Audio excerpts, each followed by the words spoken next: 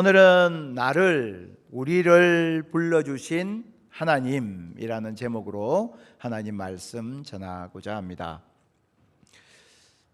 예수를 믿고 나서 주님의 뜻대로 살고 싶었습니다. 그리스도인답게 살고 싶었습니다. 그것은 아마 제가 가진 소망이었을 뿐만 아니라 성도님들도 다 마찬가지로 가지고 계신 소망이기도 할 것입니다. 하나님 뜻대로 하나님을 기쁘시게 하면서 살고 싶었어요. 그런데 그렇게 살아보니까 잘 안 되는 거예요. 그리스도인답게 살아야지라고 생각하는데 잘 안 되어서 실망하고 좌절하기도 했던 많은 기억들이 있습니다.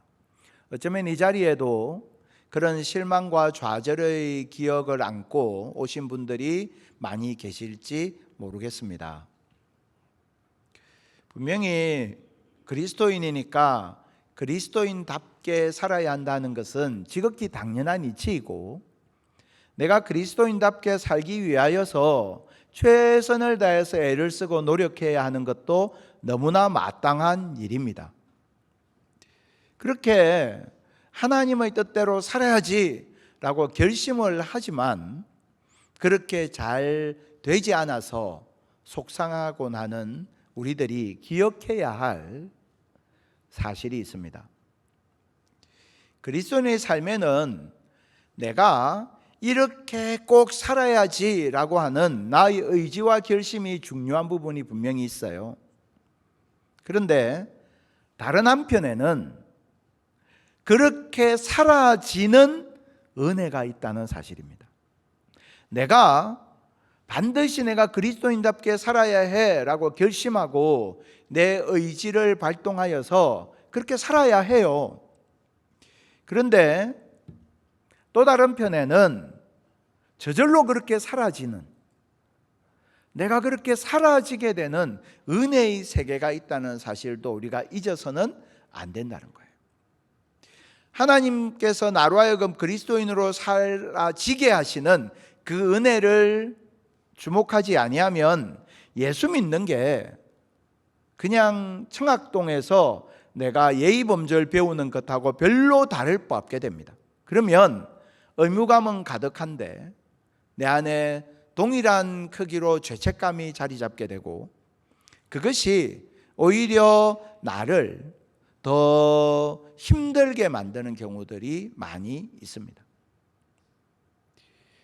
반대로 하나님께서 내게 주신 은혜, 내가 그리스도인답게 살아지는 은혜가 있다, 이것만을 생각해서 나의 의지를 통해서 나를 쳐서 복종시키면서 그리스도인답게 살아야 하는 그 자기 부인의 노력을 무시하면 하나님 내게 주신 은혜를 가벼이 여기는 값싼 은혜로 떨어지게 되는 경우도 많이 있습니다. 두 가지가 다 필요하다는 뜻입니다. 그리스도인이니까 그리스도인답게 살아야지라고 하는 의지와 결심이 나에게 필요하고, 동시에 나로 하여금 그리스도인답게 살아지게 만드는 하나님의 은혜, 하나님의 역사하심에 대한 우리의 신뢰가 또한 중요하다는 거예요. 우리가 에베소서 말씀을 지금 묵상하고 있습니다. 에베소서를 볼 때 대개는 나누어서 1장에서 3장, 4장에서 6장까지로 나누어서 봅니다. 1장에서 3장까지는 교리적인 부분이에요. 그리고 4장부터는 삶에 대한 이야기가 등장합니다. 그래서 보통은 이제 그렇게 두 부분으로 나누어서 이해를 합니다. 그 이해는 대단히 타당한 이해예요. 그런데 여기서 우리가 좀 주목하고자 하는 바는, 내가 교리적으로 잘 정리하고 이해를 했어요. 그게 삶으로 바로 이어지느냐는 거예요. 1장에서 3장까지 우리를 구원하신 하나님의 은혜에 대한 여러 가지 말씀들이 있습니다. 그런데 4장부터는 그렇다면 우리가 그리스도인으로 이렇게 살아야 한다라고 말씀하시는데 그게 저절로 연결이 되느냐는 거예요. 여기서 이제 우리가 좀 주목하여 보고자 하는 부분이 있습니다. 우리가 지난주에 이제 3장까지를 살폈지 않습니까? 자, 3장과 4장 사이에 연결고리가 하나 있어요. 3장에서 교리에서 삶으로 4장의 교리로 넘어가는 그 사이에 있는 연결고리 징검다리가 있는데 그것을 주목하여 볼 필요가 있다는 것입니다. 여러분 지금 성경 펴 계신데요, 3장 끝부분을 한번 보시겠습니까? 3장을 보시면 바울의 기도, 무릎 꿇고 하는 기도의 제목이 등장하지요. 그 속에서 3장 19절을 보시면 바울이 이렇게 기도합니다. 하나님의 모든 충만하신 것으로 너희에게 충만하게 하시기를 구한다. 기도하고 있죠. 하나님은 충만하신 분이시고 하나님의 충만하신 은혜가 너희에게도 충만하기를 원한다. 하나님의 은혜는 부족하여서 그냥 간신히 내가 목마름 기가를 해결하는 정도가 아니라 나를 채우는 충만함이다. 그것이 너희에게 있기를 원한다. 이렇게 기도하고 있고요. 그리고 20절, 21절을 보시면 하나님은 어떤 분이냐?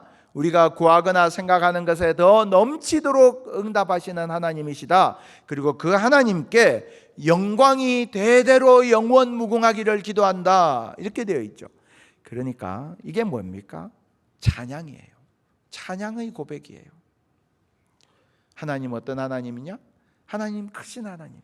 하나님 어떤 하나님이냐? 우리의 기도에 넘치도록 응답하시는 하나님. 하나님 어떤 하나님이냐? 영원 무궁토록 영광 받으실 하나님입니다 라는 찬양의 고백이 3장의 마지막에 있다는 사실을 주목하여 볼 필요가 있어요. 그리고 나서 삶으로 넘어가요. 자, 이 찬양이 어떤 의미가 있을까요? 여러분, 우리가 나를 움직이는 것은요, 내 안에 있는 기쁨이에요.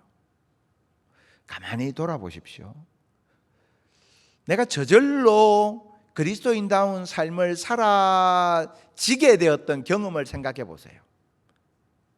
그때는 어떤 때였습니까? 내 안에 감사가 넘칠 때, 내 안에 기쁨이 넘칠 때, 내 안에 하나님 은혜에 대한 감격과 감동이 막 살아있을 때, 그때는요, 내가 열심히 애를 쓰지 않아도 그리스도인답게 사라지는 은혜가 있어요. 한 사람이 자신의 의지만을 가지고 그리스도인답게 살아내는 것 어려운 일이에요. 나로 하여금 하나님 백성다운 삶을 살아가게 하는 그 힘은 내가 얼마나 하나님의 큰 은혜를 받았는지를 깨달아 알고 내가 받은 그 은혜에 대한 감사와 감격과 감동과 기쁨과 찬양이 우리 안에 있으면, 그러면 내가 그리스도인답게 살아가는 내 삶의 걸음이 가벼워지기 시작하고 그 은혜가 나로 하여금 하나님 백성다운 삶을 살게 만들어가는 것입니다. 이것이요, 성경이 이야기하는 신앙의 원리인데 오늘 본문이 그 이야기를 명확하게 이렇게 하고 있어요. 1절을 보십시오. 너희가 부르심을 받은 일에 합당하게 행하여 되어 있죠. 자, 부르심을 받은 일에 합당하게 행하여. 이게 말씀을 이렇게 보면 약간 부담스럽지 않습니까?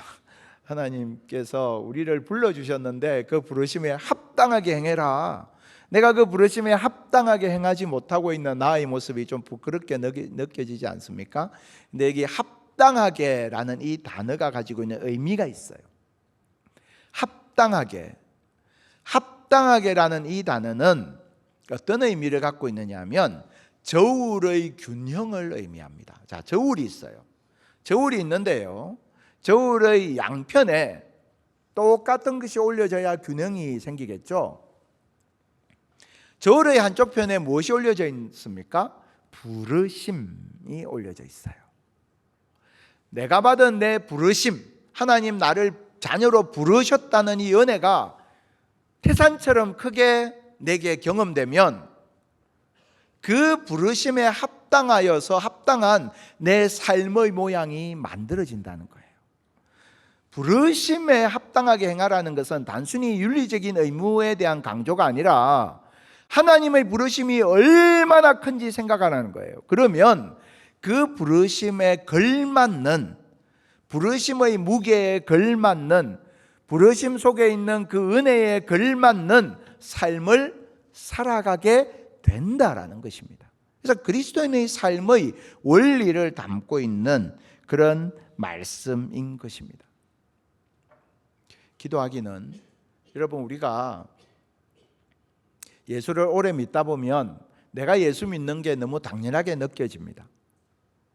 나는 머리에 태어났을 때부터 교회를 다녔고, 내가 교회를 오는 건 너무 당연하고 내 몸에 너무나 맞는 그냥 옷처럼 그렇게 느껴지곤 합니다. 주님의 은혜는 지금 교회 밖에서 방황하는 불신자들에게 필요한 것이지, 나는 이미 주님의 백성 자녀 되었기 때문에 그냥 교회 안에서 내가 열심히 봉사하고 내 직분대로 충성하고 그러면 되는 거다라고 생각한단 말이에요. 근데 그게 아니에요. 저와 여러분 모두 다 주님의 그 놀라운 은혜가 아니었다면 우리 중에 그 누구도 이 자리에 있을 수 없습니다. 주님의 그 은혜가 너무나 크고 놀랍기에 우리가 신앙생활을 하면 할수록 나를 구원해 주신, 나를 자녀 삼아 주신 나 같은 사람을 주의 아들 주의 딸이라고 말씀해 주시고 인정해 주시는 그 주님의 은혜가 너무나 귀하고 너무나 감사하고, 그 주님을 생각하면 너무 감사해서 내 입술에서 찬양이 끊이지 아니하는 이 믿음의 복이 저와 여러분에게 가득하기를 축복합니다. 여러분, 이게 필요한 거예요. 내 안에 이 그 은혜에 대한 감사와 감격이 있으면 사라지는 거예요. 저절로 사라지는 은혜가 있는 거예요. 그래서 부르심에 합당하게 행하라 라는 말씀은 바로 그 부분을 말씀하고 있습니다. 그래서 이렇게 말할 수 있어요. 그 부르심의 영광을 바라볼 때 내 기준이 변화됩니다. 그 부르심의 영광, 그 부르심의 아름다움, 나를 하나님 백성 삼으신 그 부르심의 은혜를 생각하면 내가 세상의 기준이 아니라, 내가 나의 혈기와 나의 감정이 아니라, 내가 나의 고집이 아니라 하나님의 은혜의 기준으로 살아가게 되는 기준의 변화가 나타난다는 것입니다. 자, 그래서 그 부르심에 합당하게 살라라고 말씀하셨는데요. 그러면 그게 어떤 거죠? 부르심에 합당하게 산다는 것은 어떤 것입니까? 부르심에 합당하게 산다는 것은 어떤 모습으로 나타날 수 있을까요? 어디에서 그것이 드러나야 할까요? 우리가 이제 내가 그리스도인답게 살아야지라고 할 때 첫 번째 우리가 마음속에 떠오르는 게 어디입니까? 가정이죠. 내가 가정에서 그리스도인답게 살아야지. 너무나 합당한 고백입니다. 그런데요, 교회에서도 그리스도인답게 살지 못하는데 가정에서 그리스도인답게 살 수 있을까요? 교회에서도 그리스도인답게 살지 못하는데 일터에서 그리스도인답게 살 수 있을까요? 교회는 내가 그리스도인답게 살 수 있게 해주는 가장 좋은 첫 번째 내 믿음의 훈련장이라는 것입니다. 교회에서 내가 그리스도인답게 사는 삶을 훈련하고 그것을 실천하고 그것이 내 몸에 배이고 그것이 내 인격이 되고 내 성품이 될 때 가정에서도 그렇게 사라지고 직장에서도 그렇게 사라지는 거예요.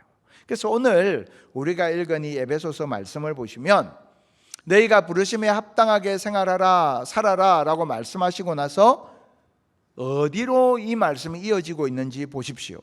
2절을 보니까 모든 겸손과 온유로 하고 오래 참음으로 사랑 가운데서 서로 용납하고, 이게 어디에서 이렇게 하라는 뜻이냐면 교회를 말하는 거예요. 너희가 부르심에 합당하게 생활하라. 그리고 나서 첫 번째 실천의 장소를 어디로 말씀하느냐 하면 교회로 말씀하고 있다는 겁니다. 교회에서 너희가 어떻게 살아야 되느냐? 겸손과 온유로 하고 오래 참음으로 사랑 가운데서 서로 용납하라 말씀하고 있다는 것입니다. 자, 겸손. 지금 우리의 기준으로는 겸손이라는 건 너무나 지극히 당연한 마땅히 추구해야 될 덕목입니다. 그죠? 그런데 AD 1세기, 2세기 사이에 겸손이라는 단어는 전혀 다른 맥락에서 사용되었습니다.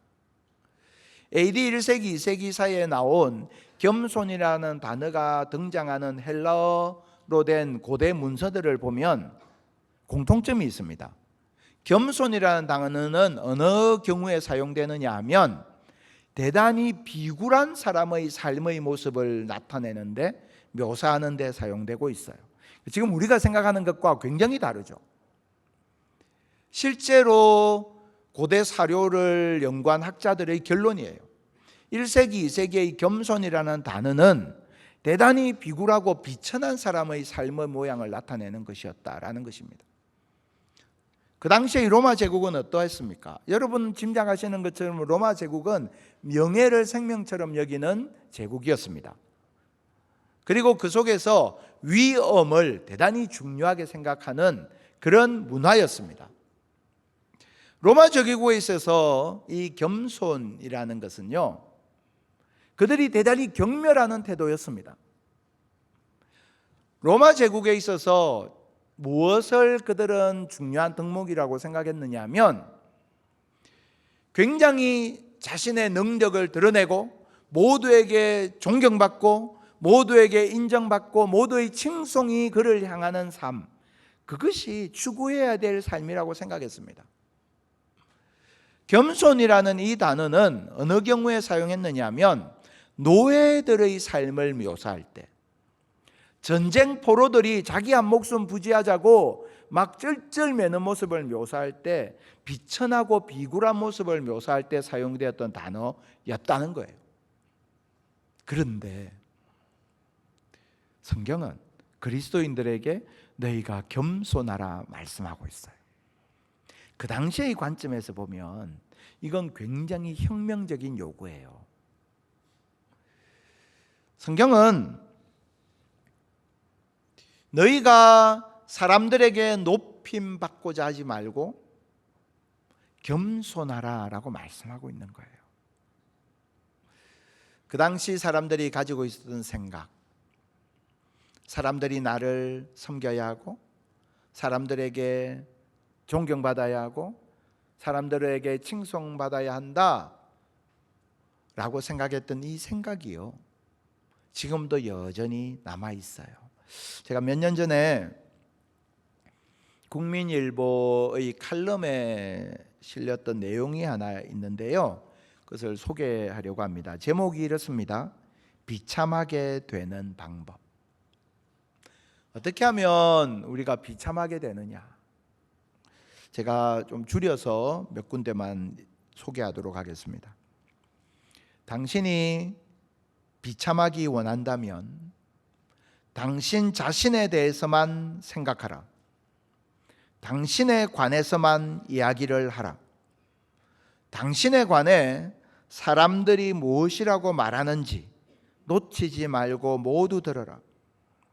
비참하기 원한다면 사람들로부터 인정받기를 기대하라. 비참하기 원한다면 다른 사람들을 시기하고 질투하며 경멸하라. 비참하기 원한다면 다른 사람들로부터 배려받고 존경받기를 주장하라. 그러나 당신은 다른 사람들을 배려하거나 존경하지 말라.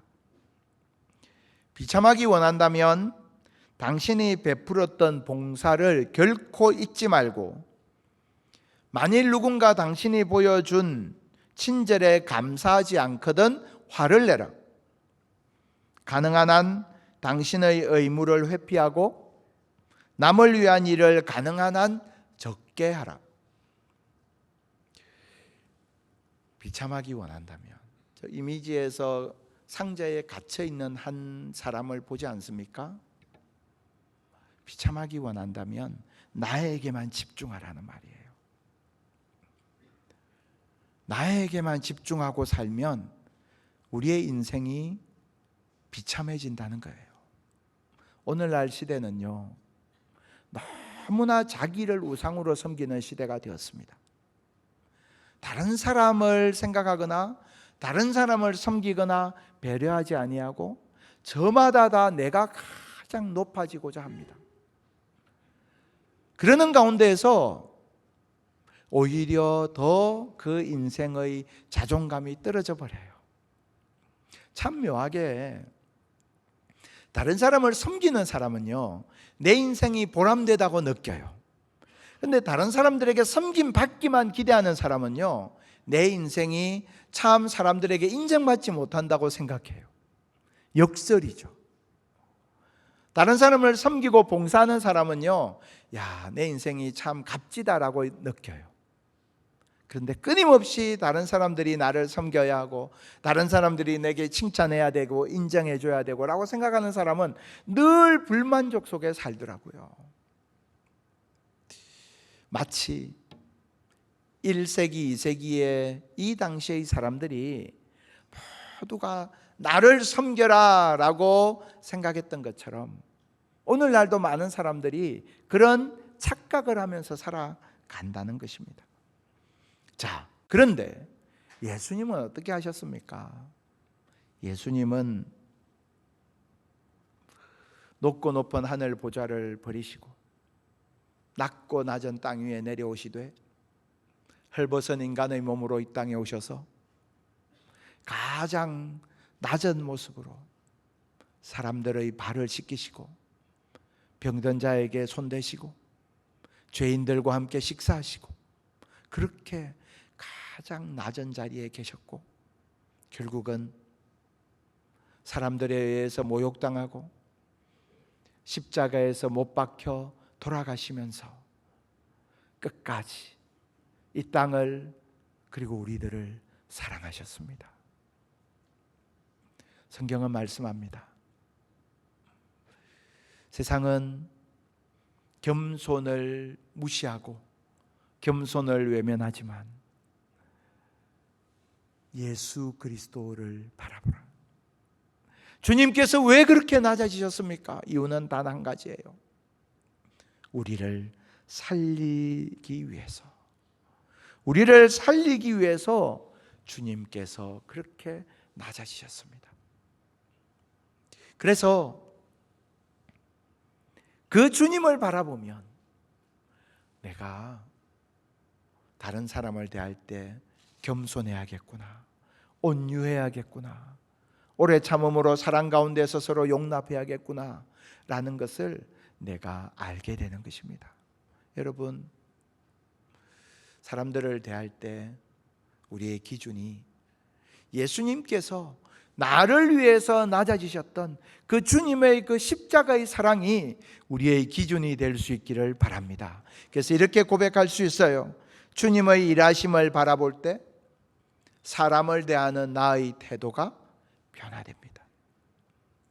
주님의 일하심을 바라볼 때 그때에 사람을 대하는 내 태도가 달라지는 거예요. 그 주님께서 십자가에서 우리를 구원하시고 지금 오늘날 이 교회의 시대에 주님은 어떤 일을 하고 계시느냐?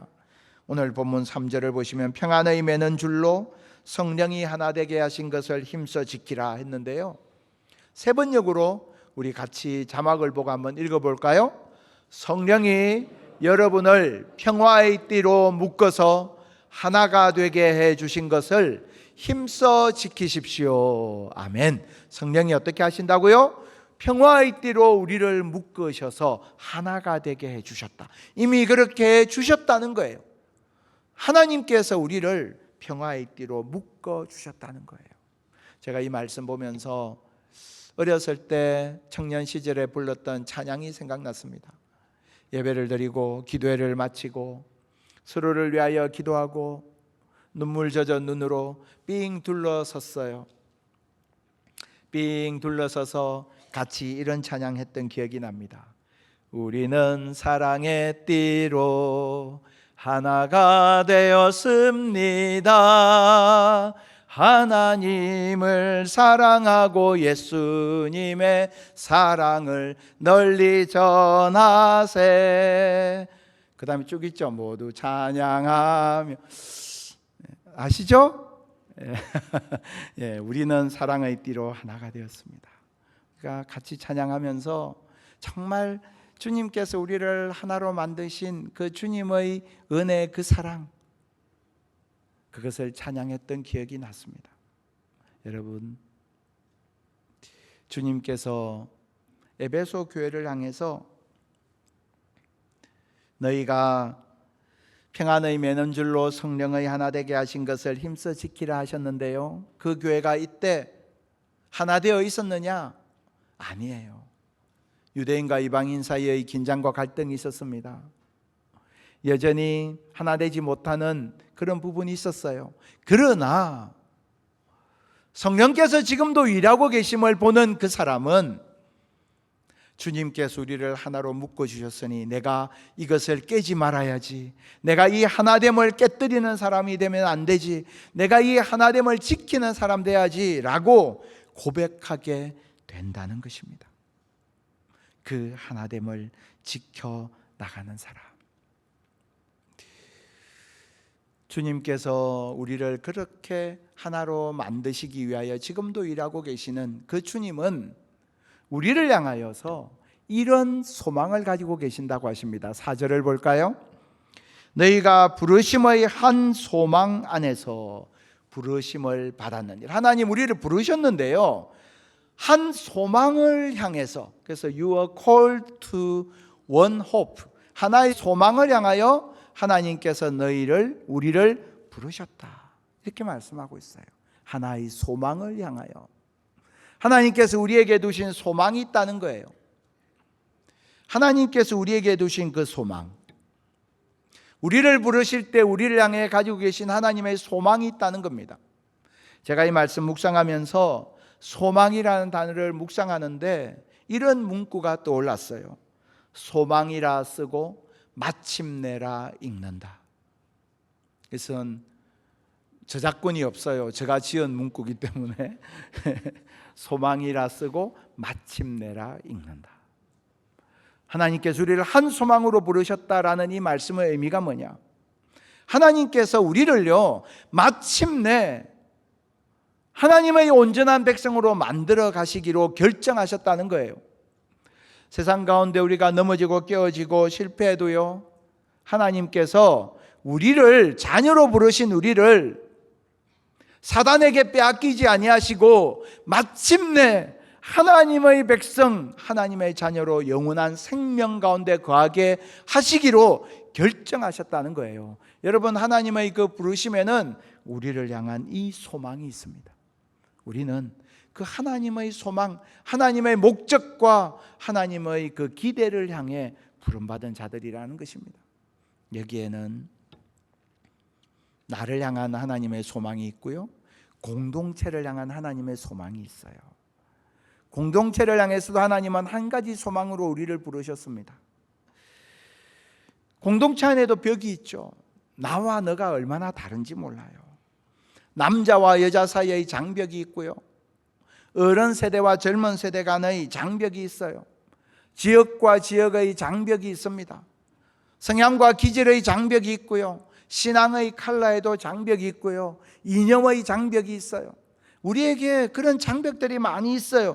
그러나 하나님은요, 우리를 그 모든 장벽을 뛰어넘어 하나됨으로 우리를 이끄시는 그 하나님의 한 가지 소망, 마침내 이루시고자 하시는 그 하나님의 목적을 향하여 우리를 부르신 줄 믿습니다. 하나님 우리를 그 한 소망으로 부르셨다는 겁니다. 그 소망을 향해서 우리가 가고 있다는 것입니다. 마침내 하나님께서 이루실 것입니다. 지난 금요일 온세대 금요 기도회를 청소년부 주관으로 함께 가졌습니다. 우리의 자녀들을 위하여 한 명 한 명의 기도의 제목을 놓고 기도하는 시간을 가졌습니다. 기도하다 보니까 10시가 훌쩍 넘었는데요, 그 아이들이 적어온 기도의 제목을 보면서 마음이 참 뜨거웠습니다. 지금이 학년이 올라가는 시즌이지 않습니까? 한 학년씩 올라가는 학교 생활을 위해서 하나님 도와달라고 기도의 제목을 적었습니다. 고3들이 꽤 많이 왔는데요, 고3이 되는데 학업과 진로를 지켜달라고 기도의 제목을 적었더라고요. 어떤 친구들은 자신의 가정과 가족들을 위해서 기도하고 있었습니다. 여러분, 부모들만 자녀 위해서, 가정 위해서 기도하는 게 아니더라고요. 우리 자녀들도 가정을 위해서 기도하고 엄마 아빠를 위해서 기도하고 있더라고요. 건강을 위해서 특별히 고침받기 원하는 그런 부분들을 적은 친구들도 있었습니다. 하나님 고쳐달라고 그렇게 적은 친구들도 있었습니다. 어떤 친구들은 꿈이 없어서 너무 답답하다고 나에게 꿈을 달라고 기도의 제목을 적은 친구들도 있었습니다. 어떤 친구는 학교 친구를 꼭 전도하게 해달라고. 여러분, 우리는 그런 기도 안 하는데 우리 자녀들은 그렇게 기도하고 있더라고요. 어떤 친구들은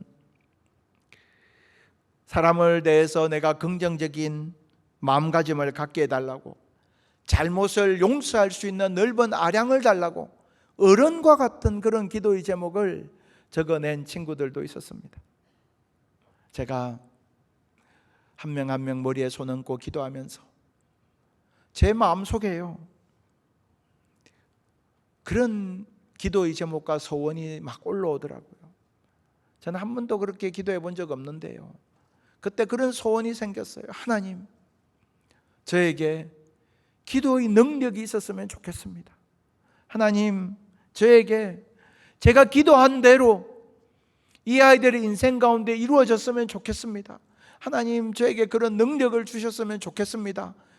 그런 기도가, 그런 소원이 저절로 마음에서 올라오더라고요. 너무나 간절했었습니다. 기도 제목을 적어낸 그 한 친구 한 친구, 그들이 가지고 있는 그 기도의 제목에 하나님께서 마침내 응답하시고 인도하실 줄 믿습니다. 지금 마침내 연애가 우리에게 있는 거예요. 하나님 백성은 지금 내가 어떤 상황일지라도 결론이 정해져 있어요. 마침내 하나님은 우리를 향한 하나님의 소망을 이루실 것입니다. 아무리 지금 내가 요 모양 요 꼴로 살고 있고 내가 너무 스스로 나의 인생이 초라하고 부끄럽게 느껴져도 하나님은 우리를 절대로 포기하지 아니하시고, 하나님은 우리를 반드시 하나님께서 예비하신 하나님의 그 거룩한 종착 지점으로 우리를 이끄시고 인도하실 줄 믿습니다. 그 주님께 우리의 소망이 있는 것입니다. 오늘 우리가 읽은 이 본문은 우리에게 마지막으로 한 가지 중요한 사실을 말씀하고 있어요. 5절을 보시면 주도 한 분이시요 라고 했습니다. 주도 한 분이라는 것, 너무 당연한 말이죠. 근데 이 당시에는 당연한 말이 아니었습니다. 왠지 아십니까? 이 당시의 로드, 주는 로마 황제였기 때문입니다. 주가 한 분이시다라는 이 고백은 자신들의 목숨을 내어놓고 해야 하는 고백이었습니다. 우리에게 주는 로마 황제가 아니고 예수 그리스도 그분밖에 없다, 목숨 내어놓고 해야 하는 고백이었다는 것입니다. 그렇게 초대교회 성도들은 살았습니다. 이 당시의 교회에 대한 기록들이 있는데요, 그 중에 굉장히 중요한 기록이 있어요. 실제로 소아시아 지방에 총독으로 있었던 사람이 있어요. 플리니우스라고 하는데요, 이 플리니우스가 로마 황제에게 보낸 서신이 있어요. 트라이아누스라는 로마 황제에게 보낸 서신인데요, 그가 이 소아시아 지방의 총독으로 있으면서, 에베소도 소아시아 지방이지 않습니까? 거기에 있는 그리스도인들을 관찰하면서 쓴 서신이에요. 실제로 이 당시 초대교회의 모습을 보여주는 성경 바깥의 가장 중요한 자료 중의 하나예요. 근데 여기에 보면 이런 내용이 나옵니다. 플리니우스의 서신 10권 96번인데요. 익명의 고발장이 제게 전해졌는데 거기에는 기독교인이라고 지목된 많은 사람들의 이름이 적혀 있었습니다. 저는 3번에 걸쳐 그들에게 기독교인인지 물었고 시인하는 자들에게는 처벌을 경고했습니다. 그래도 고집을 부리는 자들은 처형했습니다. 죽였다는 말입니다. 로마 시민권자로 밝혀진 자들은 로마로 호송했습니다. 로마 시민권자들 중에서도 예수를 믿는 사람들이 있었다는 것이죠. 이 일을 처리하는 과정에서 이 미신이 전염병처럼 퍼져나가고 있다는 사실을 알게 되었습니다.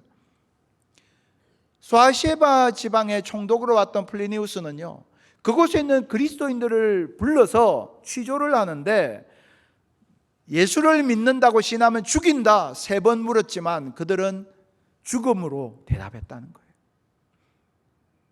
그리고 이들에 대해서 플리니우스는 트라이아누스 황제에게 보낸 서신에서 이렇게 증거하고 있습니다. 그들은 정해진 날 새벽에 모여서 교대로 그리스도에게 찬송을 불렀습니다. 마치 신에게 하듯이 말입니다. 이방인의 눈으로 본 거예요. 이방인의 눈으로 보니까 이들이 그리스도, 예수 그리스도를 로드, 하나님으로 고백하고 있더라는 거예요. 그 당시의 구호는 황제가 주인이다, 황제가 로드다, 캐사르 이즈 로드, 황제가 주다, 이것이 그 당시의 구호였어요. 그런데 그리스도인들은 아니야, Jesus is Lord, 예수 그리스도가 우리의 주인이야 고백하고 그 고백에 따라 살고 그 고백을 지키기 위해서 죽었다는 거예요. 그것이 이 당시의 기록이에요. 우리가 세상에서 그리스도인답게 살아갈 때, 그리스도인답게 살아간다라고 할 때 우리가 기억해야 될 것이 있습니다. 우리가 우리를 불러주신 주님께, 우리를 불러주신 주님께 순종할 때, 그때 내 삶이 변화된다는 것입니다. 우리를 불러주신 주님, 주님께 순종할 때 이게 무슨 말이죠? 주님께서 내 인생의 로드, 주인이심을 고백한다는 뜻입니다. 주님께서 내 인생의 로드 되시기에, 주인 되시기에 내가 그 주님께, 주님의 말씀에 순종하고 살겠습니다. 우리가 살아가는 한 주간의 삶이 내 인생의 왕 되신 주님께 순종하고 살아가는 그런 한 주간이 될 수 있기를 축복합니다. 그렇게 주님을 주인으로 삼고 살아가는 그 사람을 주님 절대로 버려두지 아니하시고 외면하지 아니하시고 그와 함께 하시는 줄 믿습니다. 그 주님이 주인으로 인정했기에 에베소 교회에 만연했던 우상으로부터, 우상 숭배로부터 그리스도인들은 돌이킬 수 있었고, 로마의 권력과 로마의 그 권세를 따르지 아니하고 예수님을 주인으로 고백하며 담대히 선포할 수 있었고, 주님을 주인으로 모셨기 때문에 우리가 다 동일한 주님을 주인으로 모심을 인정했기에 서로가 서로를 축복하고 서로가 하나 될 수 있었으며, 주님이 나의 로드, 주인 되심을 고백하였기에 내가 나를 주인 삼는 삶에서 내려와 주님을 주인으로 인정하였고, 그렇기에 서로를 대할 때 겸손과 온유로 오래 참음과 사랑 가운데서 용납함으로 서로를 대할 수 있었던 것입니다. 오늘 나를 불러주실 뿐만 아니라 우리를 불러주신 하나님, 나를 하나님 백성 삼으실 뿐만 아니라 우리를 주님의 사랑의 띠, 평화의 띠로 하나 되게 하신 그 하나님이 지금도 이 자리에 우리와 함께 계시는 줄 믿습니다.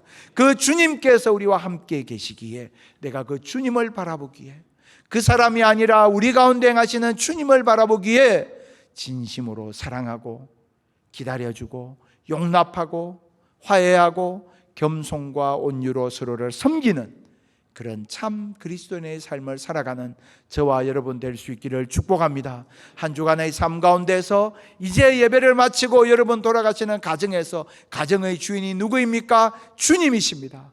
내가 살아가는 일터에서 일터의 주인이 누구이십니까? 주님이십니다. 그 주님께서 내 로드, 내 왕 되심을 인정하고 고백하며 믿음으로 살아가는, 부르심에 합당하게 살아가는 저와 여러분 다 될 수 있기를 주님의 이름으로 축복합니다.